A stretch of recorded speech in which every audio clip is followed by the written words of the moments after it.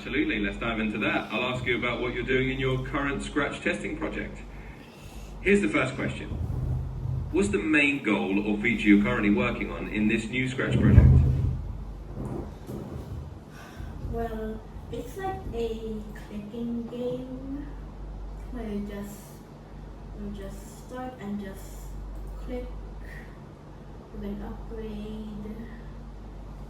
You will click upgrade, which the first one costs 10, the second costs 20, and the third costs 30. Just kind of cool. And maybe I would rename the project, do something cool, and it's like you must click this apple for these clicks. And the upgrades, you just upgrade stuff, which the first one, it makes your upgrade change like to 2, which is cool. The second change is by makes the upgrade like to 2, I think, which is pretty cool since you would get like 3 upgrades, I mean 3 clicks per click. And the third, simple, all of these upgrades just basically work the same. Got it. That's a neat system. So each upgrade basically increases how many clicks you get per actual click, which is a nice way to make the game progress. Let's go to question number 3. How are you currently handling the logic to check if the player has enough clicks before they buy each upgrade? Well, I have this when I click on the upgrades sprite, which is if this costume is 1, then and not clicks less than 10, then change click by 10, change click upgrade by 1. And if you don't have the requirements, then it cannot get it. And you can get it if you have a percent, you can still get it, which is pretty cool. And it's just the same with the others.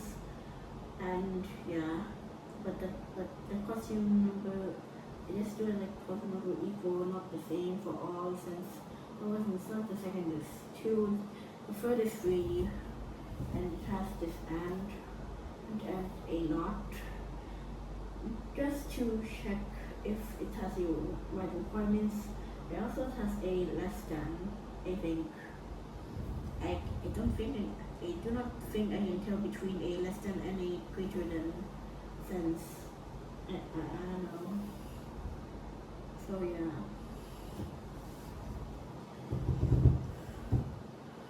Got it. That makes a lot of sense. It sounds like we're using a condition that checks if the number of clicks is at least a certain amount before allowing the upgrade. And you're using the not less than logic to basically ensure you have enough clicks. No worries about mixing up the greater than and less than signs. It can be a bit confusing at times. You're definitely on the right track. All right, let's go on to question number 4. How do you test your Scratch project to make sure all the upgrades and click logic are working the way you want? Well, all I do is just do go and just test. Like if the clicking is working, which I'm doing right now, I just checking the upgrades if it works. And when my clicks are below, I just check.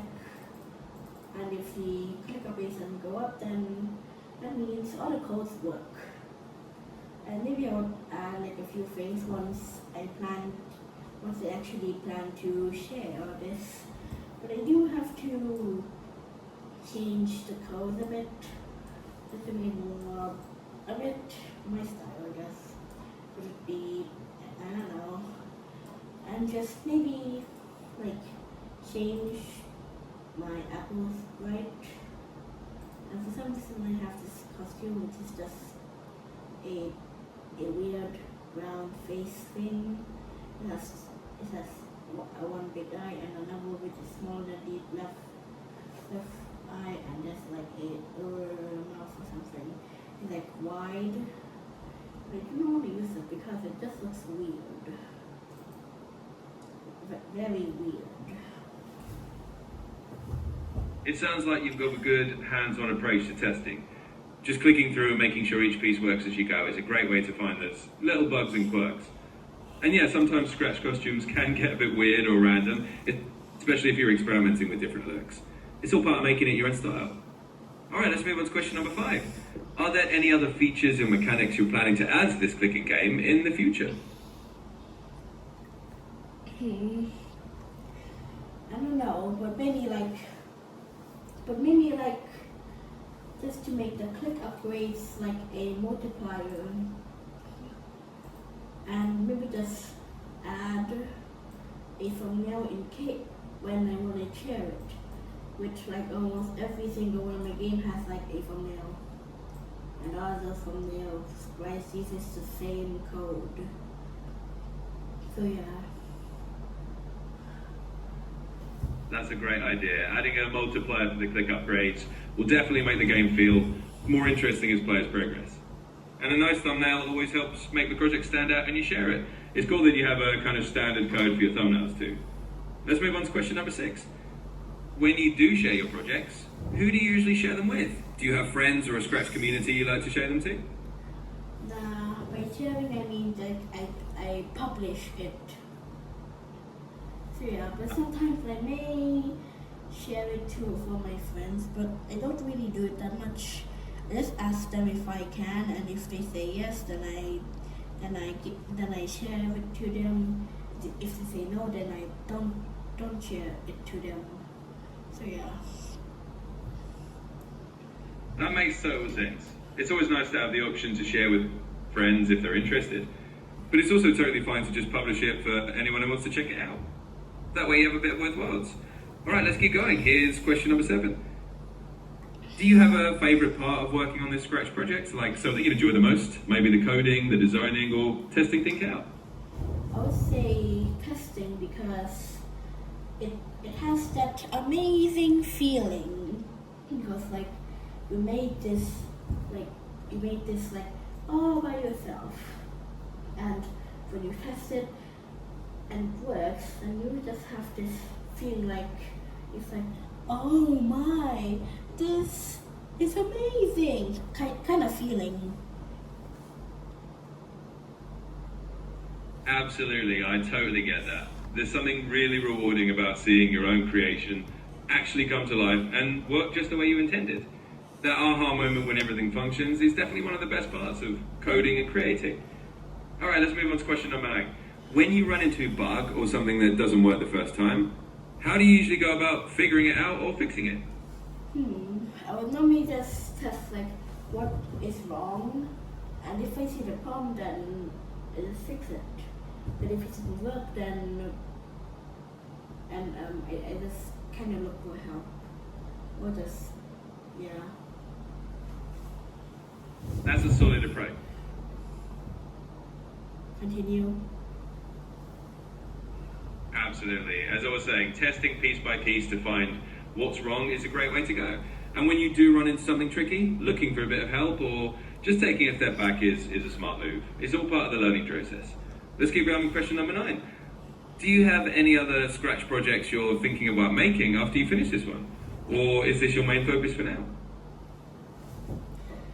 I don't really know, but I would say it's my main focus currently. And once I publish it, then maybe I'll try. That sounds like a great plan. Focusing on finishing up this project first, and then seeing what sparks your interest next is a solid approach. Once it's published, you'll have a nice sense of accomplishment, and then you can dive into whatever new idea catches your eye. Alright, on to question number 10. Is there anything in Scratch that you find a bit challenging, or something that you're hoping to learn more about as you keep working on your projects? I don't know. But maybe I would make games but maybe something which I don't know. But maybe I'll just try something, and if I like it, maybe I would just make it into a game. But if it's like a platform idea, then Nah, I don't like making platform games since they are too hard. And I'm going to make them once I just like get better, I guess. That makes a lot of sense. It's always a good idea to experiment and see what you enjoy.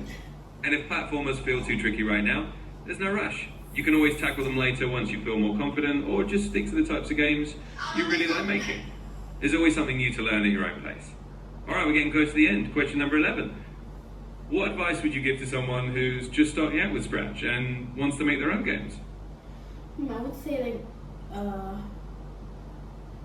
like how to code, how to use clones, how to certainly use most of the essential stuff like variables and the controls, events, sounds, motions. Oh yeah, and I kind of forget about the sensing and my blocks.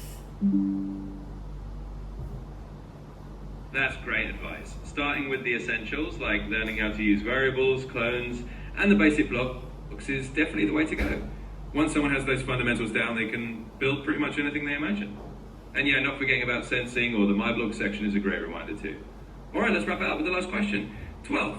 What's one thing you feel most proud of in your Scratch journey so far?